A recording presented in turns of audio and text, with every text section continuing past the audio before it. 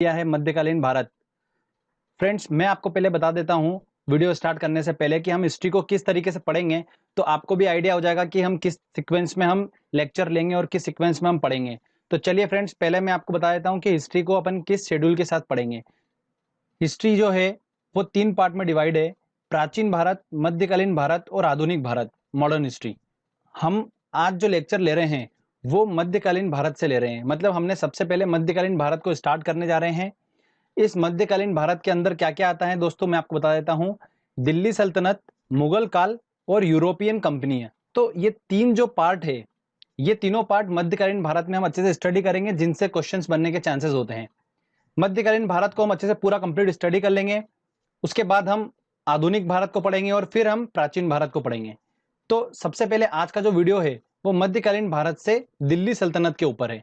तो हम दिल्ली डायनेस्टी को अच्छे से पढ़ेंगे आज इस वीडियो में, और पढ़ने के बाद उसको हम एक टेस्ट भी लगाएंगे साथ ही साथ, जिससे कि पता चलेगा कि हम कहां तक पहुंच पाए हैं। तो फ्रेंड्स, आप इस वीडियो को पूरा देखिएगा, जिससे कि दिल्ली सल्तनत से अगर आपका क्वेश्चन बनता है एग्जाम में तो आप उसको आसानी से क्रैक कर पाओ। दोस्तों, हम दिल्ली सल्तनत तक कैसे पहुंच गए, उससे पहले की कुछ घटनाएं थी, मैं आपको पहले वो घटना बता देता हूं, फिर हम दिल्ली सल्तनत को स्टार्ट करेंगे। तो उससे पहले सबसे पहले क्या हुआ था कि मध्यकालीन का दौर चल रहा था, तब अरब के कुछ लोगों ने भारत देश पर आक्रमण करा था। उसमें सबसे पहले जो था, मोहम्मद बिन कासिम ने भारत को लूटने का प्रयास करा। फिर मोहम्मद गजनवी ने 17 बार भारत पर आक्रमण करा था। उसके बाद मोहम्मद गौरी आया। इस मोहम्मद गौरी ने लगभग उत्तर भारत पर अपना साम्राज्य स्थापित कर लिया था। इसी मोहम्मद गौरी का जो था अपना गुलाम था कुतुबुद्दीन ऐबक, इसको इसने अपना पूरा साम्राज्य सौंप दिया था, और इस कुतुबुद्दीन ऐबक ने दिल्ली सल्तनत की स्थापना करी थी। तो फ्रेंड्स, ध्यान रखिएगा आप, हम यहाँ तक कैसे पहुंचे ये उसके पहले की छोटी स्टोरी थी। अब मैं आपको पूरा ग्राफिकली और अच्छे से समझाता हूँ डायग्रामेटिकली कि किस तरीके से दिल्ली सल्तनत को हम पढ़ेंगे। चलिए, दिल्ली सल्तनत में हम गुलाम वंश, खिलजी वंश, तुगलक वंश, सैयद वंश और लोधी वंश को हम अच्छे से डिस्कस करेंगे। सबसे पहला हमारा है गुलाम वंश। गुलाम वंश के अंदर काफी राजाओं ने राज करा था। हम मुख्य मुख्य जिनसे क्वेश्चंस बनते हैं उनकी शासनकाल की बात करेंगे। तो सबसे पहले ध्यान रखिएगा, गुलाम वंश के संस्थापक कौन थे? कुतुबुद्दीन ऐबक थे। कुतुबुद्दीन ऐबक ने अपनी राजधानी लाहौर को बनाया हुआ था, और इन्हें दानवीरता के कारण लाख बख्श कहा जाता था। कुतुब मीनार की नींव कुतुबुद्दीन ऐबक ने रखी थी। कुतुबुद्दीन ऐबक ने ही 2.5 दिन के झोपड़े का निर्माण कार्य कराया था। कुतुबुद्दीन ऐबक ने मध्यकाल में सबसे पहले राजस्व प्रथा को चालू करा था। तो ध्यान रखिएगा दोस्तों। इसके बाद इल्तुतमिश आए थे। इल्तुतमिश ने तुर्क के चलगाही और इक्ता प्रणाली चालू करी थी। इक्ता प्रणाली जो है भूमि दान से रिलेटेड है। कुतुब मीनार का निर्माण कार्य पूरा किसने कराया था? इल्तुतमिश ने कराया था। तो ये जनरली क्वेश्चन बनता है, तो आप कंफ्यूज मत होइएगा। इल्तुतमिश के बाद में इन्हीं की बेटी रजिया सुल्तान को शासन दिया गया। रजिया सुल्तान पहली मुस्लिम शासिका थी। तो आप ये क्वेश्चन पूछा था एग्जाम में, तो ध्यान रखिए। रजिया सुल्तान ने अपने शासनकाल में केरा प्रणाली को अपनाया था, मीन्स पर्दा न करना। ये खुले मुंह घूमती थी अपने प्रजा में, तो इस वजह से केरा प्रणाली को इसने अपनाया था। इसका व्यापक पैमाने पर लोगों ने विरोध करा था। रजिया सुल्तान के बाद आया था बलबन।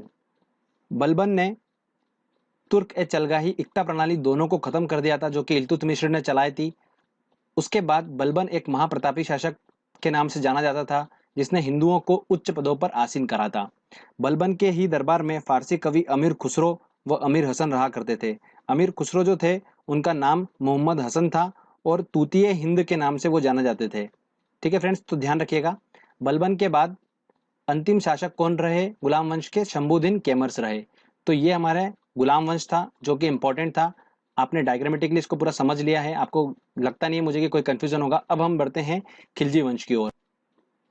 खिलजी वंश की स्थापना किसने करी थी दोस्तों? जलालुद्दीन फिरोज खिलजी ने खिलजी वंश की स्थापना करी थी। फिरोज खिलजी ने ही अपने दामाद को सेनापति बनाया हुआ था, जिन्होंने जलालुद्दीन फिरोज खिलजी को मारकर खिलजी वंश का अगला शासक कौन बना था? अलाउद्दीन खिलजी बन गया था। अलाउद्दीन खिलजी मुख्य नियंत्रण प्रणाली चालू करी थी इन्होंने, और सबसे ज्यादा टैक्स वसूला था पूरी दिल्ली डायनेस्टी में। किसने? अलाउद्दीन खिलजी ने। अलाउद्दीन खिलजी ने कुछ चीजों का निर्माण करा था, जैसे अलाई का दरवाजा, सीरी का किला, जमेद खान मस्जिद और हजार खंबा महल का निर्माण किसने कराया था? अलाउद्दीन खिलजी ने ही कराया था। अलाउद्दीन खिलजी के बाद दोस्तों हम बात करते हैं मुबारक खिलजी की। तो मुबारक खिलजी जो थे उन्हें खलीफा के नाम से भी जाना जाता था। और इसके बाद खिलजी वंश का अंतिम शासक कौन हुआ था? खुसरो खां हुआ था। तो दोस्तों ये खिलजी वंश के बारे में इंपॉर्टेंट पॉइंट्स थे, तो आप ध्यान रखिएगा। इसके खिलजी वंश में मैं आपको एक और चीज बता देता हूँ कि भारत देश में गुप्तचर प्रणाली जो थी वो अलाउद्दीन खिलजी के शासनकाल में चालू हुई थी। बाजार में घूमने वाले गुप्तचरों को क्या कहा जाता था? बरीद कहा जाता था। तो फ्रेंड्स अब हम आगे बढ़ते हैं और बात करते हैं तुगलक वंश की। तुगलक वंश 1320 से लेकर 1414 तक तुगलक वंश था। तुगलक वंश की स्थापना किसने करी थी? गयासुद्दीन तुगलक ने करी थी। सेनापति का नाम इनका क्या था? जूना खां था। ये जूना खां ही जो था मोहम्मद बिन तुगलक के नाम से आगे जाना गया। गयासुद्दीन तुगलक के शासनकाल में 29 बार मंगलों ने आक्रमण करा और 29 बार वो विफल रहे। गयासुद्दीन तुगलक की मृत्यु कैसे हो गई थी? जूना खां ने एक लकड़ी का महल बनाया था। जब वो बंगाल की तरफ आ रहे थे तब वहां पर उनकी लकड़ी के महल में दबकर मृत्यु हो गई थी। और बाद में जूना खां जो कि मोहम्मद बिन तुगलक के नाम से जाना जाता है वो अगला शासक बन गया। मोहम्मद बिन तुगलक जो था उसके शासनकाल में अफ्रीकी यात्री इब्न बतूता आया था। अफ्रीकी यात्री कहाँ से आया था? ये मोरक्को से आया था। इस इब्न बतूता ने रेला नाम की एक पुस्तक लिखी थी जिसके अंदर मोहम्मद बिन तुगलक के शासनकाल का वर्णन किया गया था। मोहम्मद बिन तुगलक ने अमीर एक कोही की स्थापना करी थी जो कि कृषि से रिलेटेड है। मोहम्मद बिन तुगलक ने चमड़े के सिक्के चलवाए थे जिसे इसलिए हिस्ट्री में पागल राजा की उपाधि भी इसे दी गई थी। मोहम्मद बिन तुगलक के बाद फिरोज तुगलक आए। फिरोज तुगलक ने ओनली सिंचाई कर वसूला था। सारे कर को टैक्सेस को बंद कर दिया था, ओनली सिंचाई कर वसूला था। दीवाने खेरा तो दीवाने बगदाद की स्थापना किसने करी थी? फिरोज तुगलक ने करी थी। फिरोज तुगलक के बाद अंतिम शासक तुगलक वंश का कौन था? महमूद तुगलक था। इसके बाद हम सैयद वंश की बात करते हैं। सैयद वंश में कोई इतना इंपॉर्टेंट नहीं है, बस ध्यान रखिएगा इस वंश का संस्थापक कौन था? खिजर खां था। और अंतिम संस्थापक कौन था इसका? अलाउद्दीन आलम शाह था। लोधी वंश की बात करते हैं तो सबसे पहले बहलोल लोधी ने लोधी वंश की स्थापना करी थी। और बहलोल सिक्के इन्होंने चलाए थे, कुछ सिक्के चलाए थे चांदी के जिन्हें बहलोल सिक्के कहा जाता था। उसके बाद आए थे सिकंदर लोधी। सिकंदर लोधी ने 1504 में आगरा शहर की स्थापना करी थी जो कि ध्यान रखिएगा बहुत ज्यादा इंपॉर्टेंट है। फिर आए थे इब्राहिम लोधी। ये इब्राहिम लोधी लोधी वंश के अंतिम शासक हुए थे। बाबर ने इब्राहिम लोधी के शासनकाल में हमला करा था भारत में और इन्हें 1526 में पानीपत के प्रथम युद्ध में इब्राहिम लोधी को हरा दिया था और मुगल साम्राज्य की स्थापना कर दी थी। तो फ्रेंड्स यहाँ पर हमारा दिल्ली सल्तनत पूरा खत्म होता है। अब जो नेक्स्ट लेक्चर होगा उसमें हम मुगल साम्राज्य से स्टार्ट करेंगे। एक दो पॉइंट और आपको मैं इंपॉर्टेंट बताता हूँ। मोहम्मद गोरी जब भारत देश में जीता था तो उसने कुछ इंपॉर्टेंट युद्ध लड़े थे। तो उसमें इंपॉर्टेंट था तराइन का प्रथम युद्ध। तराइन का प्रथम युद्ध जो था वो पृथ्वीराज चौहान के साथ लड़ा था उसने और उसमें हार गया था। तराइन का द्वितीय युद्ध फिर लड़ा उसने मोहम्मद गोरी ने और किसके साथ लड़ा था? पृथ्वीराज चौहान के साथ ही लड़ा था और इस बार वो मोहम्मद गोरी जीत गया था। तो इंपॉर्टेंट ध्यान रखिएगा। मोहम्मद गोरी के बारे में एक और इंपॉर्टेंट बात बताता हूं मैं। मोहम्मद गोरी ने अपने शासनकाल में कुछ इस तरीके के सिक्के चलाए थे कि उनपे लक्ष्मी का फोटो अंकित था। तो ध्यान रखिएगा दोस्तों। अब हमने दिल्ली सल्तनत को अच्छे से पढ़ लिया। अब हम टेस्ट लगाते हैं और देखते हैं कि हमको कितना अच्छे से याद हुआ है और हम किस तरीके से क्वेश्चन को सोल्व कर पा रहे हैं। तो चलिए फ्रेंड्स टेस्ट की ओर चलते हैं। दोस्तों हमारा पहला क्वेश्चन है, रजिया सुल्तान किसकी बेटी थी? तो हमें पता है कि इल्तुतमिश के बाद रजिया सुल्तान बनी थी और इल्तुतमिश की वो बेटी थी। तो ध्यान रखिएगा पहली मुस्लिम शासिका भी कौन थी? रजिया सुल्तान थी। तो इसका आंसर होगा ए। तराइन की पहली लड़ाई किसके बीच हुई थी? तो मैंने आपको बताया था मोहम्मद गोरी और पृथ्वीराज चौहान के बीच में हुई थी और इसमें मोहम्मद गोरी हार गया था और पृथ्वीराज चौहान जीत गया था। तो मोहम्मद गोरी और पृथ्वीराज चौहान, आंसर डी। तो इसका आंसर होगा डी। निम्नलिखित में से किसकी पोलो खेलते हुए मृत्यु हो गई थी? अच्छा एक बात ध्यान रखिएगा, जो कुतुबुद्दीन ऐबक था जिसने कुतुब मीनार की नींव रखी थी वो पोलो का बहुत ज्यादा शौकीन खिलाड़ी था और पोलो खेलते हुए ही उसकी मृत्यु हो गई थी। तो एक बात ध्यान रखिएगा, लेक्चर में मैंने इंक्लूड नहीं कराया वो पॉइंट, तो यहाँ पर आपको मैं बता रहा हूँ कुतुबुद्दीन ऐबक की पोलो खेलते हुए मृत्यु हो गई थी। तो इसका आंसर होगा ए। चलिए आगे इंपॉर्टेंट क्वेश्चन लेते हैं हम। आगरा शहर की स्थापना किसके द्वारा की गई थी? तो आगरा की स्थापना मैंने आपको बताया था जब हम लोधी डायनेस्टी पढ़ रहे थे तब बहलोल लोधी ने चांदी के सिक्के चलाए थे और उसके बाद सिकंदर लोधी आया था और उसने आगरा की स्थापना करी थी 1504 में। तो लोधी सिकंदर लोधी, इसका आंसर होगा आंसर डी। लोधी वंश का अंतिम शासक कौन था? फ्रेंड्स आपको पता ही है कि इब्राहिम लोधी उसका अंतिम शासक था जिसको बाबर ने पानीपत के प्रथम युद्ध में हराया था। तो आंसर होगा इसका बी। भारत के दिल्ली पर राज करने वाली पहली मुस्लिम महिला शासिका कौन थी? मुमताज, नूरजहां, रजिया सुल्तान। ऑब्वियस सी बात है दोस्तों, रजिया सुल्तान थी, मैं आपको बता चुका हूँ। चलिए आगे इंपॉर्टेंट क्वेश्चंस लेते हैं। यात्री इब्न बतूता कहाँ से आया था? तो किसके शासनकाल में आया था फ्रेंड्स? ये मोहम्मद बिन तुगलक के शासनकाल में आया था। अफ्रीका से, मोरक्को से आया था, मैं आपको बता चुका हूँ। आंसर होगा इसका ए। कुतुब मीनार का कार्य किसने पूरा करा था? देखो काफी कंफ्यूजन है, लोग इसको क्या करके आते हैं? कुतुबुद्दीन ऐबक करके आते हैं, बट न्यू कुतुबुद्दीन ऐबक ने रखी थी, बट कंप्लीट काम उसका किसने कराया था? इल्तुतमिश ने कराया था। लाख बख्श किसके नाम से जाना जाता है? तो फ्रेंड्स बाबर अकबर बिल्कुल भी नहीं, कुतुबुद्दीन ऐबक को ही इसकी दानवीरता के कारण लाख बख्श कहा जाता था। चलिए आगे और इंपॉर्टेंट क्वेश्चन। इनमें से किसने इक्ता प्रणाली चालू करी थी? फिरोज तुगलक, बलबन, कुतुबुद्दीन ऐबक और इल्तुतमिश ने। फ्रेंड्स मैंने आपको बताया था इल्तुतमिश ने तुर्क ए चलगाही और इक्ता प्रणाली चालू करी थी। तो इक्ता प्रणाली की चालू करी थी? इल्तुतमिश ने करी थी। भारतीय इतिहास में मूल्य नियंत्रण प्रणाली की शुरुआत की थी? ऑब्वियस सी बात है, हमें याद है अलाउद्दीन खिलजी ने सबसे ज्यादा टैक्स वसूला था और मूल्य नियंत्रण प्रणाली किसने चालू करी थी? अलाउद्दीन खिलजी ने चालू करी थी। प्रसिद्ध कवि अमीर खुसरो दरबार में रहते थे। देखिए फ्रेंड्स कितनी बार क्वेश्चन पूछा गया। तो अमीर खुसरो किसके दरबार में रहते थे? ध्यान रखिएगा, मैंने आपको बताया बलबन के शासनकाल से वो मोहम्मद बिन तुगलक के शासनकाल तक रहे हैं। बलबन से लेकर इल्तुतमिश, तो बलबन बाद में आए थे उनके, कुतुबुद्दीन ऐबक के बाद में आए थे। तो अलाउद्दीन खिलजी इसका आंसर होगा ए। आंसर सिर्फ देख लीजिएगा और रिवाइज आपको आराम से हो जाएगा फटाफट। और आने वाले वीडियो में दोस्तों हम मुगल वंश के बारे में बात करेंगे और मुगल के बारे में हम अच्छे से पढ़ेंगे, फिर यूरोपीय कंपनी को हम पढ़ेंगे, तब हमारा मध्यकालीन भारत पूरा कंप्लीट हो जाएगा। फिर मध्यकालीन भारत से अगर क्वेश्चन बनता है तो हम उसको आसानी से सॉल्व कर लेंगे एग्जाम में। तो फ्रेंड्स अगर आपको वीडियो अच्छा लगा है, मेहनत अच्छी लगी है, तो प्लीज जल्दी से इस वीडियो को लाइक करिए, दोस्तों को शेयर करिए और इस चैनल को जरूर सब्सक्राइब करिए। Thank you. Welcome to crazy GK tricks. आज इस वीडियो में हम मध्यकालीन भारत के मुगल काल के बारे में डिस्कस करेंगे। दोस्तों काफी इंपॉर्टेंट है ये, अगर हम मध्यकालीन भारत का सेशन देखते हैं पूरा तो उसमें मुगल काल जो है वो काफी इंपॉर्टेंट है। तो फ्रेंड्स आप ये वीडियो पूरा देखिएगा, अच्छे से देखिएगा और समझेगा तो आप आसानी से क्वेश्चंस लगा पाएंगे। मैंने काफी इंटरेस्टिंग बनाने की कोशिश करी है इस लेक्चर को, तो आई थिंक आपको ये लेक्चर जरूर पसंद आएगा। तो फ्रेंड्स हम साथ में एक क्वेश्चन आंसर सेट भी लगाएंगे जो कि बहुत ज्यादा इंपॉर्टेंट है। दिल्ली सल्तनत का पार्ट 1 हम ऑलरेडी बना चुके हैं, ये पार्ट 2 है जिसमें हम मुगल काल को डिस्कस करेंगे। ठीक है फ्रेंड्स, एक सीरीज चल रही है, इसके बाद जो लेक्चर आएगा वो आएगा यूरोपियन कंपनी का, जो कि मध्यकालीन भारत का आखिरी लेक्चर होगा। उसके बाद हम आधुनिक भारत स्टार्ट करेंगे। चलिए हम इस लेक्चर को स्टार्ट करते हैं। तो फ्रेंड्स मुगल काल का जो समय है वो है 1526 से लेकर 1707 तक का। 1526 याद रखिए, जब लोधी वंश का अंतिम शासक इब्राहिम लोधी भारत देश के अंदर जिसने उत्पात मचा के रख दिया था, तब मेवाड़ के शासक राणा सांगा ने बाबर को बुलाया था अफगानिस्तान से, और बाबर ने आकर इब्राहिम लोधी को पानीपत के प्रथम युद्ध में हरा दिया था और मुगल साम्राज्य की स्थापना कर दी थी। तो चलिए अब हम एक एक करके पढ़ते हैं। पहला आता है हमारा बाबर। बाबर का शासनकाल 1526 से लेकर 1530 तक था। भारत आने से पहले बाबर अफगानिस्तान के परतूनिया नामक इलाके का सरदार था। इसके पिता का नाम उमर शेख मिर्जा था और यह शुद्ध तुर्क थे। भारत आने के बाद बाबर ने लगातार 4 युद्ध लड़े थे दोस्तों, जो कि बहुत ज्यादा इंपॉर्टेंट है, ध्यान रखिएगा। पहला युद्ध था 1526 में इसने लड़ा था, पानीपत का प्रथम युद्ध लड़ा था, जिसमें बाबर ने इब्राहिम लोधी को हराया था। उसके बाद 1527 में इसने खानवा का युद्ध लड़ा, जिसमें बाबर ने राणा सांगा को हराया था। उसके बाद 1528 में इसने चंदेरी का युद्ध लड़ा, जिसके अंदर बाबर ने मेदिनी राय को हराया था। और फाइनली 1529 में घाघरा का युद्ध लड़ा, जिसमें बाबर ने अफगानों को हराया था। तो ध्यान रखिएगा दोस्तों, ये बाबर के 4 इंपॉर्टेंट युद्ध थे। इसको याद रखने की ट्रिक मैंने ऑलरेडी बना रखी है, जिसका वीडियो मैंने डिस्क्रिप्शन में दे रखा है, तो आप वहां से उसकी ट्रिक देख सकते हैं। तो ध्यान रखिएगा, ये बाबर ने इंपॉर्टेंट 4 युद्ध लड़े थे जिनसे क्वेश्चंस बनते हैं। खानवा के युद्ध के बाद बाबर को गाजी की उपाधि दी गई थी और इसकी दानवीरता के कारण इसे कलंदर की उपाधि भी दी गई है। तो ध्यान रखिएगा दोस्तों, बाबर की आत्मकथा का नाम क्या था? बाबरनामा था। और 1530 ईस्वी में बीमारी के कारण बाबर की मृत्यु आगरा में हो गई थी और बाद में इसे काबुल ले जाकर दफना दिया गया। इसके बाद अगला शासक जो हुआ वो था हुमायूं। इसका शासनकाल 1530 से लेकर 1556 तक चला। हुमायूं के शासनकाल में ही शेरशाह सूरी, शक और अफगानों ने हमला करा था, जिसको हुमायूं ने फिर से हराकर मुगल शासक बना था। इन सभी को युद्ध में पराजित कर दिया था हुमायूं ने दोबारा। ध्यान रखिएगा दोस्तों, हुमायूं के शासनकाल में ही शेरशाह सूरी ने जीटी रोड का निर्माण कराया था, और ये जीटी रोड कहां से आता है? कलकत्ता से पेशावर जाता है पाकिस्तान। तो ध्यान रखिएगा दोस्तों, इससे क्वेश्चंस बनते हैं। हुमायूं की जीवनी का नाम क्या था? हुमायूं नामा था। और इसकी रचना किसने करी थी? गुलबदन बेगम ने करी थी। मैंने आपको बुक्स के जो ट्रिक है उसके अंदर, मैंने बुक्स एंड ऑथर की ट्रिक थी उसके अंदर मैंने आपको ये बता रखा है। फ्रेंड्स ध्यान रखिएगा, 1556 ईस्वी में हुमायूं की मृत्यु कैसे हो गई थी? शेर मंडल नामक पुस्तकालय की सीढ़ियों से गिरकर इसकी मृत्यु हो गई थी। इससे क्वेश्चंस बनते हैं, तो आप इसको थोड़ा ध्यान रखिएगा। फ्रेंड्स हुमायूं के बाद अगला शासक कौन बना था? अकबर। ध्यान रखिएगा दोस्तों, अकबर का शासनकाल जो था वो 1556 से लेकर 1605 था। अकबर का जन्म 1542 में अमरकोट पाकिस्तान में हुआ था। ठीक है, ये इंपॉर्टेंट पॉइंट बता रहा हूं आपको, अंदर डेप्थ में पढ़ने की जरूरत नहीं, क्वेश्चन जिनसे बनते हैं उनको पढ़ लेंगे। अकबर ने कम उम्र में ही पानीपत का द्वितीय युद्ध लड़ा था, जिसके अंदर उसने सिकंदर सूरी के सेनापति हेमू को पराजित कर दिया था। तो ध्यान रखिएगा दोस्तों, अकबर का शासनकाल जो है वो हिंदी साहित्य का स्वर्णकाल कहते हैं। ये क्वेश्चन जनरली बनता है, ध्यान रखिएगा।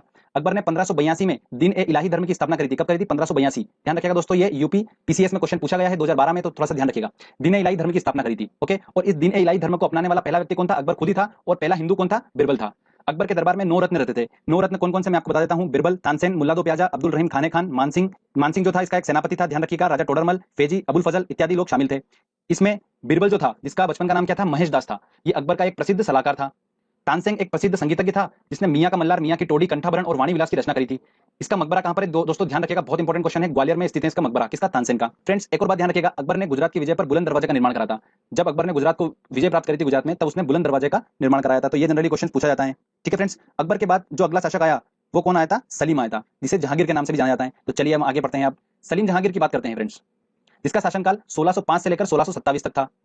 1611 ईस्वी में जलंधर के शासक को इसने पराजित कर दिया था और उत्तर पूर्वी भारत पर इसने कब्जा कर लिया था। फ्रेंड्स ध्यान रखिएगा, सलीम जहांगीर के शासनकाल में ही भारत में 3 यूरोपीय यात्री आए थे बिजनेस करने के हिसाब से। तो वो कौन कौन थे मैं आपको बता देता हूं। William Hawkins, sir Thomas raw और विलियम फिंच, ये 3 व्यक्ति थे जो कि भारत में आए थे बिजनेस करने के हिसाब से। तो जहांगीर के शासनकाल में आए थे ये 1619 में। ध्यान रखिएगा दोस्तों, विलियम हॉकिंस जो थे वो पहले अंग्रेज थे और ये जहांगीर के शासनकाल में आए थे। तो ये क्वेश्चन बनता है, तो मैंने आपको स्पेशली इसको बताया है। फ्रेंड्स ध्यान रखिएगा, सलीम जहांगीर की बेगम का नाम क्या था? मेहरुनिसा था, जो कि एक फारस के सुल्तान मिर्जा गयास बेग की पुत्री थी और इसे ही नूरजहां के नाम से जाना जाता था। जहांगीर का काल जो है वो चित्रकारी का स्वर्णकाल कहलाता है, क्योंकि इसके शासनकाल में चित्रकारिता जो थी वो चरम सीमा पर थी। तो जहांगीर का काल चित्रकारिता का स्वर्णकाल कहलाया जाता है। फ्रेंड्स ध्यान रखिएगा, जहांगीर के चित्रकार जो थे वो कौन थे? अबुल हसन थे। तो फ्रेंड्स ये क्वेश्चन बनता है, तो आप थोड़ा सा ध्यान रखिएगा। फ्रेंड्स एक बात तो बता देता हूं मैं आपको इंपॉर्टेंट, कि मुगल काल जो था इसमें जो मुख्य भाषा थी इसकी पूरी, वो कौन सी थी? फारसी भाषा थी। तो ये जनरली क्वेश्चन बनता है, तो ध्यान रखिएगा मुगल काल की भाषा कौन सी थी? फारसी थी। चलिए आगे हम बात करते हैं। सलीम जहांगीर के बाद जो अगला शासक आया वो कौन आया था दोस्तों? खुर्रम आया था। खुर्रम जो कि शाहजहां के नाम से जाना जाता था। तो चलो फ्रेंड्स, शाहजहां को जो शासनकाल था वो था 1627 से लेकर 1657 तक। ठीक है फ्रेंड्स, शाहजहां ने कराया था, शाहजहां ने कराया था। मयूर सिंहासन जो दोस्तों ध्यान रखिएगा, एक इंपॉर्टेंट बात, इसका जो मुख्य कलाकार था उसका नाम था बादल खां, और आगरा के ताजमहल का जो मुख्य कलाकार था उसका नाम था अहमद लाहौरी। ये क्वेश्चंस बना है दोस्तों, अभी लेटेस्ट क्वेश्चन चल रहे हैं, ये तो आप थोड़ा ध्यान रखिएगा। मैं कुछ इंपॉर्टेंट फैक्ट्स बता रहा हूं आपको जो बहुत इंपॉर्टेंट है, अंदर डेप्थ में जाने की जरूरत नहीं है, वैसे भी टाइम बहुत कम रहता है एंड टाइम पर, तो हमको ये ऐसी चीज है जिसको हम एक बार वीडियो देख के एग्जाम देने जा सकते हैं। शाहजहां के शासनकाल में ध्यान रखिएगा, ये मयूर सिंहासन जो था इस पर बैठने वाला पहला व्यक्ति कौन था? शाहजहां खुद ही था। और उसके बाद क्या हुआ था, एक फारस का लुटेरा नादिर शाह आया था जो कि मयूर सिंहासन को लूट कर ले गया था। उसके बाद इस मयूर सिंहासन पे जो अंतिम बैठा था वो बैठा था महमूद शाह रंगीला। तो ये क्वेश्चन पूछा जाता है तो ध्यान रखिएगा कौन बैठा था लास्ट बार इस पे, महमूद शाह रंगीला। नोट डाउन कर लीजिएगा दोस्तों इसको। चलिए आगे हम बात करते हैं। शाहजहां की बेगम का नाम क्या था, अर्जुमंद बानो था, जिसे मुमताज के नाम से जाना जाता है। तो फ्रेंड्स ध्यान रखिएगा। एक और अब बात बताता हूं मैं, शाहजहां के 7 संतानें थी, जिसमें इसकी सबसे प्रिय संतान थी औरंगजेब और दारा शिकोह। औरंगजेब और दारा शिकोह उत्तराधिकारी का दोनों के बीच में युद्ध हुआ कि कौन अगला शासक बनेगा। तो उस वो जो युद्ध हुआ था उसका नाम था धर्मत का युद्ध। क्या था फ्रेंड्स, ध्यान रखिएगा, धर्मत का युद्ध। इसको नोट डाउन कर लीजिएगा। इस युद्ध में औरंगजेब ने दारा शिकोह को हरा दिया था और अगला जो है मुगल शासक बन गया था कौन, औरंगजेब। तो चलिए फ्रेंड्स हम औरंगजेब के बारे में अब डिटेल में पढ़ते हैं। औरंगजेब का जो शासनकाल था वो था 1657 से लेकर 1707 तक का। औरंगजेब ने कई हिंदू मंदिरों को तोड़वाया था, जैसे गुजरात का सोमनाथ मंदिर, काशी का विश्वनाथ मंदिर, मथुरा का केशव राय मंदिर, ये सब मंदिर जो है औरंगजेब ने तोड़वाए थे। फ्रेंड्स ध्यान रखिएगा, औरंगजेब पूरे मुगल वंश में सबसे ज्यादा टैक्स वसूलने वाला शासक था। औरंगजेब ने सबसे ज्यादा पूरे मुगल वंश में टैक्स वसूला था। तो ये क्वेश्चंस बन सकता है दोस्तों, ध्यान रखिएगा। ये एक संगीत प्रेमी था इसलिए ये वीणा बजाता था। थोड़ा सा ये भी आप ध्यान रखिएगा, एक बात इंपॉर्टेंट है। इसके गुरु का नाम क्या था, मोहम्मद हाकिम था, और लोग इसे आलमगिरी और जिंदा पीर कहकर पुकारते थे। किसको, औरंगजेब को। आलमगिरी और जिंदा पीर किसको बुलाते थे, औरंगजेब को बुलाते थे। और इसके शासनकाल में जो मुगल सेना थी उसमें सबसे ज्यादा हिंदू जो थे वो इसी के शासनकाल में थे। जो मुगल सेना थी उसके अंदर हिंदू जो थे वो इसी के शासनकाल में सबसे ज्यादा थे। तो एक ये भी इंपॉर्टेंट पॉइंट है, तो ध्यान रखिएगा फ्रेंड्स। औरंगजेब के बाद बहादुर शाह आया, फिर जहादर शाह आया, फिर फर्रुख शेर, मोहम्मद शाह रंगीला, आलमगिरी, अकबर द्वितीय, शाह आलम, बहादुर शाह द्वितीय, ये अगले मुगल शासक हुए थे। तो हमको इतने नाम याद रखने की जरूरत नहीं है, बस ये ध्यान रख लीजिएगा कि सबसे अंतिम शासक कौन हुआ था मुगल साम्राज्य का, बहादुर शाह द्वितीय। कौन हुआ था फ्रेंड्स, बहादुर शाह द्वितीय। ध्यान रखिएगा दोस्तों, बी टू से ध्यान रखना, बहादुर शाह द्वितीय। ठीक है फ्रेंड्स, तो यहां पर आकर हमारा जो है औरंगजेब का शासनकाल के यहां पर आके हमारा मुगल जो है ये खत्म होता है। जो मैंने आपको पॉइंट्स बताए हैं ये बहुत ज्यादा इंपॉर्टेंट है, आपको ज्यादा डेप्थ में जाने की जरूरत नहीं है। जितना अंदर घुसोगे उतना ज्यादा कंफ्यूजन होगा, याद करना डिफिकल्ट होता है। तो फ्रेंड्स जितना मैंने आपको पॉइंट बताए हैं आप उनको अच्छे से प्रैक्टिस कर लीजिए, याद कर लीजिए, 4-5 बार वीडियो को अच्छे से देख लीजिए, समझ लीजिए, स्टोरी बना लीजिए, आपको आसानी से याद रह जाएगा। मैंने आपको अच्छे से एक्सप्लेन करने की कोशिश करी मेरी तरफ से। चलिए फ्रेंड्स अब हम टेस्ट लगाते हैं और देखते हैं कि जो हमने अभी तक एक बार अच्छे से पढ़ा है इसको, उसके बाद हम कितने क्वेश्चंस बना पा रहे हैं और कौन कौन से क्वेश्चन इस टॉपिक के बहुत इंपॉर्टेंट है, तो हम वो कवर कर लेते हैं। तो फ्रेंड्स चलिए दोस्तों, हमारा पहला क्वेश्चन है, भारत में जीटी रोड बनाई थी, किसने बनाई थी, शेरशाह सूरी ने बनाई थी। मैंने आपको बताया था हुमायूं के टाइम पर, जब हुमायूं का शासनकाल हम पढ़ रहे थे, शेरशाह सूरी ने जीटी रोड का निर्माण कराया था। कलकत्ता से लेकर पेशावर पाकिस्तान तक इसने बनाया था। तो ध्यान रखिएगा फ्रेंड्स, पूछा जाता है, बहुत इंपॉर्टेंट क्वेश्चन है। सेकंड क्वेश्चन है, गुजरात विजय पर अकबर ने बनाया था, तो बुलंद दरवाजा बनाया था, हमने पढ़ा था, तो आंसर लगेगा इसका बी। पानीपत की द्वितीय लड़ाई किसके बीच में हुई थी, तो दूसरी लड़ाई किसके बीच में हुई थी, अकबर और हेमू के बीच में हुई थी, 1556 में, हमने पढ़ा था। तो ध्यान रखिएगा पानीपत की दूसरी लड़ाई किसके बीच में हुई थी, अकबर और हेमू के बीच में, तो आंसर लगेगा इसका ए। चलिए आगे और अगले क्वेश्चन लेते हैं। अगला क्वेश्चन है दोस्तों हमारा, संगीतज्ञ तानसेन किसके दरबार में रहते थे। तो मैंने आपको बताया तानसेन अकबर के 9 रत्न थे, तो उसमें एक तानसेन भी थे, तो तानसेन अकबर के दरबार में रहते थे, तो आंसर इसका लगेगा बी। मुगल काल की भाषा कौन सी थी, देखिए बहुत इंपॉर्टेंट क्वेश्चन है, ध्यान रखिएगा। मुगल काल की भाषा जो थी वो कौन सी थी, फारसी, मैंने आपको बताया था, तो आंसर लगेगा डी। किस युद्ध के बाद भारत में मुगल की नींव पड़ी थी, तो बिल्कुल हमको सबको पता है कि लोधी वंश का अंतिम शासक इब्राहिम लोधी को पराजित करा था बाबर ने पानीपत के प्रथम युद्ध में, तो आंसर लगेगा इसका बी। चलिए आगे और इंपॉर्टेंट क्वेश्चन लेते हैं हम। निम्न में से किसने अकबर की जीवन गाथा लिखी थी। फ्रेंड्स जब बुक्स एंड ऑथर का जो मैंने ट्रिक डाली है उसके अंदर लिख रखा है मैंने कि अकबर अकबरी, सबका बदला लेगा तेरा फैजल, याद आया आपको, तो वो ट्रिक थी, तो अबुल फजल ने लिखी थी। ठीक है ना फ्रेंड्स, हमने इसको ट्रिक से याद कर रखा है, तो आंसर हमारा लगा ए। निम्न में से कौन अंतिम मुगल सम्राट थे, तो कौन अंतिम मुगल सम्राट थे, मैंने आपको बताया था बहादुर शाह द्वितीय। क्या है, बहादुर शाह द्वितीय जो थे वो मुगल के लास्ट जो थे वो मुगल शासक थे, तो आंसर लगेगा इसका सी। बी टू से आप याद रख सकते हैं। अकबर का युवावस्था में संरक्षक था कौन था, बैरम खां था। फ्रेंड्स ध्यान रखिएगा,